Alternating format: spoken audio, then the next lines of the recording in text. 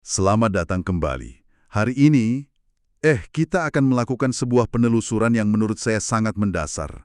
Anda telah berbagi sekumpulan ayat Al-Quran, dan intinya kan bertanya, sebenarnya apa sih manual buku kehidupan menurut Al-Quran? Mulai dari tujuan kita ada, kenapa hidup ini kok rasanya sulit, sampai apa sih definisi menang atau kalah dalam permainan besar ini? Dan pertanyaan itu inti dari segalanya, ya kan? Yang menarik dari sumber yang Anda berikan adalah betapa terintegrasinya semua itu.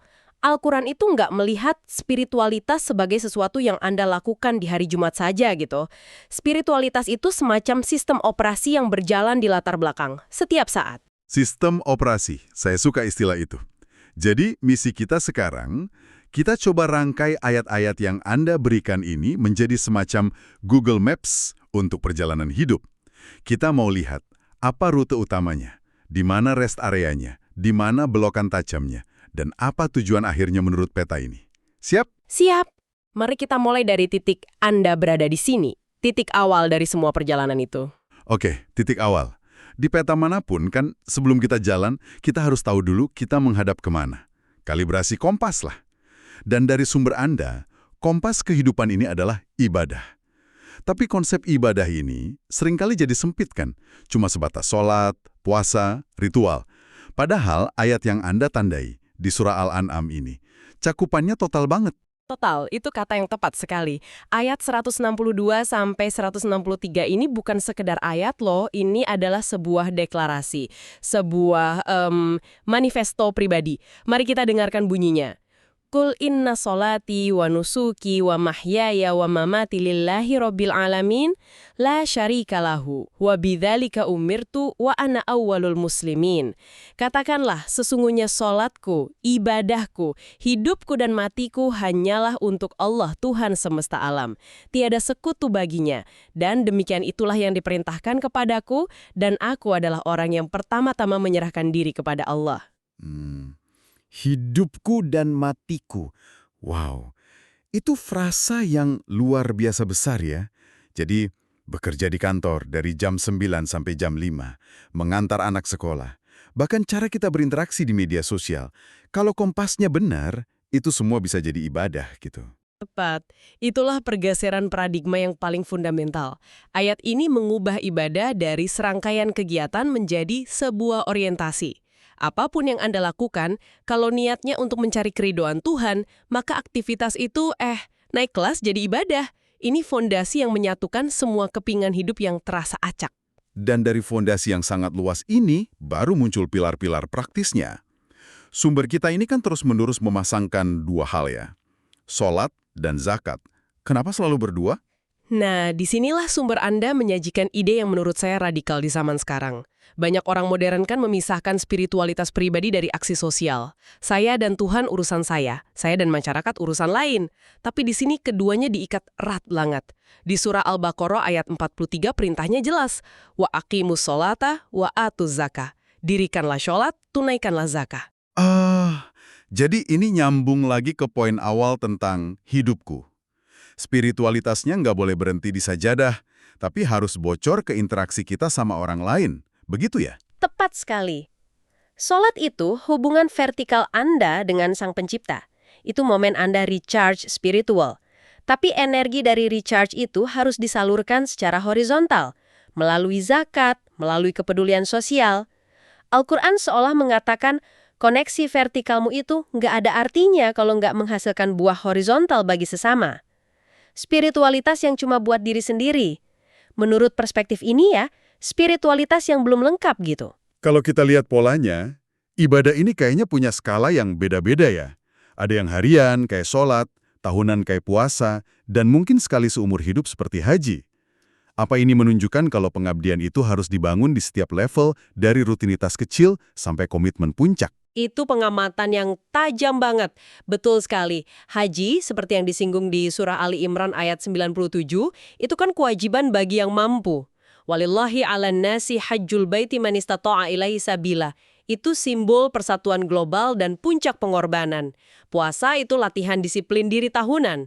Lalu ada perekat dari semua itu, yang paling sederhana tapi mungkin paling kuat. Zikir. Mengingat Tuhan. Nah, ini yang sering diremehkan. Dianggap cuma komat kamit. Tapi ayat di surah Al-Baqarah 152 ini menjanjikan sesuatu yang sangat personal. Sangat personal dan interaktif, betul. Fadhkuruni adhkurkum washkuruli wala takfuruni. Karena itu ingatlah kamu kepadaku, niscaya aku ingat pula kepadamu. Ini bukan jalan satu arah loh, ini janji dialog. Ketika Anda terjebak macet dan memilih berzikir daripada mengumpat, Anda itu sedang membuka jalur komunikasi. Zikir itu wifi spiritual yang menjaga Anda tetap terhubung dengan pusat orientasi hidup. Oke, konsep ibadah yang total ini kedengarannya ideal banget. Kompas sudah dikalibrasi, tujuan hidup jelas. Tapi ini memunculkan pertanyaan yang mungkin ada di benak Anda juga. Kalau seluruh hidup ini untuk Tuhan, kenapa rasanya seringkali justru dipersulit? Dan ternyata sumber Anda langsung menjawabnya. Setelah kita punya kompas, peta ini menunjukkan jalurnya nggak landai. Ada bagian yang disebut lembah ujian yang pasti kita lewati. Dan kata pasti itu kuncinya. Al-Quran nggak pernah berjanji hidup bakal mudah. Justru menjanjikan sebaliknya. Ayat sentral yang Anda berikan, surah Al-Baqarah ayat 155, itu menegaskan ini tanpa basa-basi. وَلَنَبْلُوَنَّكُمْ بِشَيْءٍ مِنَ الْخَوْفِ وَالْجُوعِ وَلَقَصٍ مِنَ الْأَمْوَالِ وَالْأَنْفُسِ وَالثَّمَرَاتِ وَبَشِّرْ صَابِرِينَ. Dan sungguh akan kami berikan cobaan kepadamu dengan sedikit ketakutan, kelaparan, kekurangan harta, jiwa dan buah-buahan. Dan berikanlah berita gembira kepada orang-orang yang sabar. Tunggu dulu. Kata pertamanya, walanabluwannakum. Itu kan ada penekanan la dan nun di situ, yang dalam bahasa Arab artinya benar-benar, sungguh-sungguh, pasti akan kami uji. Ini kedengarannya agak menakutkan ya, seolah-olah kita sengaja dikerjai. Apa sumber ini menjelaskan kenapa ujian itu sebuah keniscayaan, bukan cuma kemungkinan? Pertanyaan penting banget. Dari perspektif ini, ujian itu bukan cara Tuhan untuk mengerjain kita. Ujian itu mekanisme validasi. Seperti dosen yang ngasih ujian akhir bukan karena benci mahasiswanya, tapi untuk melihat sejauh mana mereka paham materinya. Ujian dalam hidup ini memvalidasi klaim iman kita. Kita semua kan bisa bilang saya beriman, tapi kata-kata itu baru punya bobot waktu diuji oleh realita. Ketakutan, kehilangan, kelaparan. Betul. Seperti emas yang harus dibakar untuk membuktikan kemurniannya. Dan bentuk ujiannya nyata banget. Kehilangan pekerjaan, anggota keluarga sakit, bisnis gagal. Ini semua ujian yang gampang kita kenali sebagai musibah. Tapi disinilah peta perjalanan kita menunjukkan tikungan yang mengejutkan. Ternyata, jalan yang nanjak dan penuh kenikmatan pun sama-sama bagian dari lembah ujian. Nah, ini dia. Ini salah satu wawasan paling dalam dari sumber Anda. Kita sering mikir ujian itu cuma keburukan. Tapi Al-Quran memperkenalkan konsep ujian dua sisi. Surat Al-Anbiya ayat 35 menyatakannya dengan gamblang, وَنَبْلُوكُمْ بِالشَّرِّ وَالْخَيْرِ فِتْنَةً وَإِلَيْنَا تُرْجَعُونَ. Kami akan menguji kamu dengan keburukan dan kebaikan sebagai cobaan, fitnah, dan hanya kepada kamilah kamu dikembalikan. Jadi, pas kita dapat promosi jabatan, bonus besar, atau anak-anak kita berprestasi, itu bukan sekedar hadiah, itu juga soal ujian. Ini mengubah cara pandang kita 180 derajat. Anda mungkin pernah merasakan ini kan? Ketika dapat kabar baik, reaksi pertama kita apa? Bersyukur atau merasa, wah ini memang pantas saya dapatkan? Tepat, harta, anak-anak, jabatan, itu semua menurut sumber Anda adalah fitnah, ujian. Bayangkan, Anda dikasih kunci mobil super.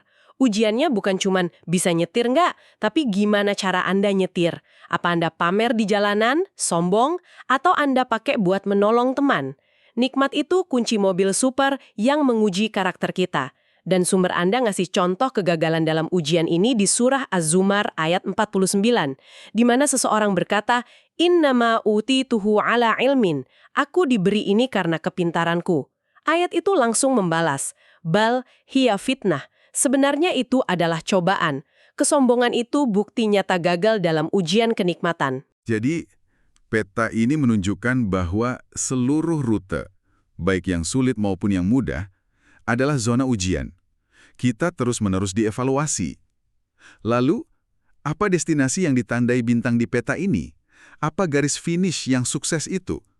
Karena dunia modern punya definisinya sendiri kan? Rumah besar, mobil mewah, jutaan followers. Tapi sumber Anda ini kayaknya menunjuk ke arah yang beda banget. Pakai istilah al-muflihun, orang-orang yang beruntung. Beda banget. Dan disinilah kita lihat tujuan akhir dari peta ini. Definisi beruntung atau al-falah di sini sangat kontras dengan definisi duniawi. Coba kita lihat surah Al-Baqarah ayat 5 yang merujuk pada orang-orang bertakwa di awal surat. Ulaika ala hudam min rabbihim wa ulaika humul muflihun. Mereka itulah yang tetap mendapat petunjuk dari Tuhan mereka dan merekalah orang-orang yang beruntung. Lihat kan, keberuntungan di sini nggak diikat pada status rekening bank, tapi pada status koneksi. Apa Anda masih di atas petunjuk? Apa kompas Anda masih berfungsi? Sukses, menurut definisi ini, adalah kondisi spiritual di mana Anda selaras dengan petunjuk Tuhan. Dan buah akhirnya digambarkan dengan indah sekali ya. Ada janji konkret di akhirat seperti di surah Al-Baqarah ayat 25. وَبَشِّرِ الَّذِينَ آمَنُوا وَعَمِلُوا الصَّالِحَاتِ أَنَّ لَهُمْ جَنَّاتٍ تَجْرِي مِنْ تَحْتِهَا الْأَنْهَارِ. Sampaikanlah berita gembira kepada mereka yang beriman dan berbuat baik bahwa bagi mereka disediakan surga-surga. Ini jadi motivasi. Betul, tapi yang lebih menakjubkan lagi, keberhasilan itu bukan sesuatu yang harus ditunggu sampai setelah mati. Ada puncak kemenangan yang bisa dicapai selagi kita masih di dunia. Sumber Anda menunjuk ke surah Al-Fajr ayat 27-30. Ini gambaran destinasi termewah di peta kehidupan. Ya ayat Tuhan nafsul mutmainnah. Irji'i ila rabbiki radiyatan mardiyatan. Fadkhuli fi ibadi wadkhuli jannati. Wahai jiwa yang tenang, kembalilah kepada Tuhanmu dengan hati yang rida dan diridhoinya. Maka masuklah ke dalam golongan hamba-hambaku dan masuklah ke dalam surgaku. Nafsul mutmainnah, jiwa yang tenang. Coba deh, kita renungkan bareng-bareng sejenak. Kalau kesuksesan terbesar itu adalah jiwa yang tenang, itu artinya orang terkaya di dunia pun bisa jadi orang yang paling rugi kan? Kalau hatinya resah terus. Dan sebaliknya, orang yang hidupnya sederhana, dia bisa jadi yang paling berhasil kalau jiwanya damai. Ini benar-benar membalikkan metrik kesuksesan modern. Persis. Mencapai jiwa yang tenang, damai, dan ridho dengan apapun ketetapan Tuhan, inilah kemenangan sejati. Terlepas dari kondisi eksternal Anda, inilah harta karun yang tersembunyi di ujung peta perjalanan itu. Jadi tujuan akhir di peta ini adalah ketenangan jiwa.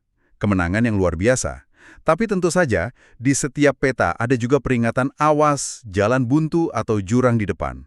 Sumber Anda juga sangat gamblang menggambarkan seperti apa tersesat dalam perjalanan ini, yang disebutnya al-hasirun, orang-orang yang merugi. Dan Al-Quran menggunakan metafora yang relevan banget sama dunia modern kita. Metafora bisnis. Di surah Al-Baqarah ayat 16 dikatakan, Ulaika alladzina ishtarawud dhalalata bil huda, fama rabihat tijaratuhum wama kanu muhtadin. Mereka itulah orang yang membeli kesesatan dengan petunjuk, maka tidaklah beruntung perniagaan mereka dan tidaklah mereka mendapat petunjuk. Perniagaan yang tidak beruntung. Ini gambaran investasi bodong dalam skala kosmik. Investasi bodong? Wah, itu kena banget. Artinya, kegagalan ini bukan nasib buruk, tapi hasil dari transaksi yang salah. Kita menukar sesuatu yang asli dan berharga dengan sesuatu yang palsu dan gak bernilai. Apa akar dari pilihan transaksi yang keliru ini? Sumber Anda menunjuk pada satu akar utama. Kesalahan orientasi, salah fokus. Surah Ibrahim ayat 3 mendeskripsikan para perugi ini sebagai alladzina yastahibbunal hayatad dunya 'alal akhirah. Orang-orang yang lebih menyukai kehidupan dunia daripada kehidupan akhirat. Ini masalah prioritas kan? Ketika tujuan jangka pendek, yaitu kenikmatan duniawi yang fana, dianggap lebih penting daripada visi jangka panjang, hasilnya sudah pasti rugi. Seperti pebisnis yang membakar semua modalnya untuk pesta semalam. Selain orientasi yang salah, sumber-sumber ini juga menyinggung soal penyakit internal yang menghalangi kita. Penyakit hati. Betul. Ini virus dalam sistem operasi kita. Surah Al-Baqarah ayat 10 menyebutkan, Fi kunubihim marodun fazadahumullahu marodoh. Dalam hati mereka ada penyakit, lalu ditambah Allah penyakitnya. Penyakit seperti kemunafikan, kesombongan, dan yang paling parah, seperti disebut di ayat 74 surah yang sama, adalah hati yang membatu. Kal hijaroh. Hati yang sudah seperti batu nggak bisa lagi menyerap petunjuk, nggak peduli seberapa deras hujan rahmat yang turun. Inilah yang menyebabkan seseorang melakukan transaksi yang merugikan tadi. Dan kerugian terbesar, seperti yang digambarkan di surah Az-Zumar ayat 15, bukanlah kehilangan uang atau kekuasaan ya. Kerugiannya jauh lebih personal dan tragis. Sangat tragis ayat itu berbunyi, Qul innal khasirina alladzina khasiru anfusahum wa ahlihim yaumal qiyamah. Katakanlah, sesungguhnya orang-orang yang rugi ialah orang-orang yang merugikan diri mereka sendiri dan keluarganya pada hari kiamat. Coba perhatikan frasa merugikan diri mereka sendiri. Ini kebangkrutan total. Bukan cuma kehilangan aset, tapi kehilangan esensi diri Anda, kehilangan potensi spiritual sejati Anda. Itulah jurang terdalam yang ada di peta ini. Wow, jadi kalau kita rangkai kembali Google Maps perjalanan hidup ini, rutenya terlihat jelas banget ya. Titik awalnya adalah mengkalibrasi kompas internal lewat ibadah yang total. Dari sana, kita akan masuk ke medan perjalanan yang pasti penuh ujian, baik tanjakan kenikmatan maupun turunan kesulitan. Dan respons kita di medan itulah yang menentukan apakah kita akan tiba di destinasi jiwa yang tenang atau tersesat di jalan buntu kerugian. Ini bukan tentang perjalanan yang sempurna tanpa salah belok, tapi tentang kemauan untuk terus melihat peta dan kembali ke rute yang benar. Rangkuman yang sempurna, dan sebagai penutup ada satu ayat lagi dari sumber Anda yang berfungsi sebagai toolkit atau P3K untuk perjalanan ini. Surat Al-Baqarah ayat 153 mengatakan, Ya ayyuhalladzina amanu sta'inu bis sobri wassalah. Mintalah pertolongan dengan sabar dan solat. Coba perhatikan, ayat ini secara langsung menghubungkan alat yang kita miliki, yaitu sholat, dengan cara menghadapi tantangan yang butuh kesabaran. Keduanya satu paket. Seperti toolkit yang berisi obeng dan baut yang pasangannya. Sangat praktis. Betul. Jadi, pemikiran akhirnya nih untuk Anda renungkan. Dalam menghadapi ujian spesifik dalam hidup Anda saat ini, mungkin itu kesulitan di pekerjaan, atau justru sebaliknya, kenikmatan berupa kesuksesan yang baru Anda raih, mana yang lebih sering Anda andalkan sebagai pertolongan pertama? Apakah kekuatan dan kecerdasan diri Anda sendiri semata, ataukah toolkit yang disarankan ayat ini? Kombinasi antara kesabaran menahan diri dan sholat untuk terhubung kembali dengan sang pemilik peta. Jawaban jujur Anda mungkin bisa jadi penunjuk arah untuk langkah Anda selanjutnya.